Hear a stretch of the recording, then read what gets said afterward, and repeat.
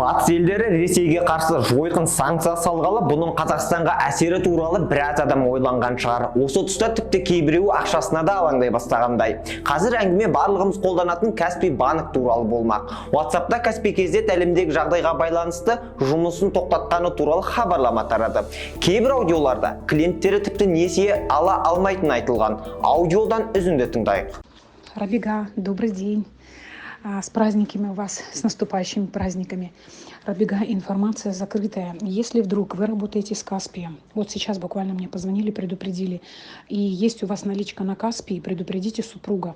Сегодня последний день, снимайте или переводите наличку. С завтрашнего дня Каспий не работает, работу приостанавливают. По каким причинам, никто не знает. Вот, поэтому, если что, предупредите всех своих знакомых. Сегодня последний день. Каспий кезет басшысы әрі негізін қалаушылардың бірі Михаил Ломтадзе YouTube желісінде арнайы мәлімдеме жасады. Ломтадзе банк Қазақстан нарығынан кететіні туралы ақпаратты жоққа шығарды. Видеодан үзінді көрейік.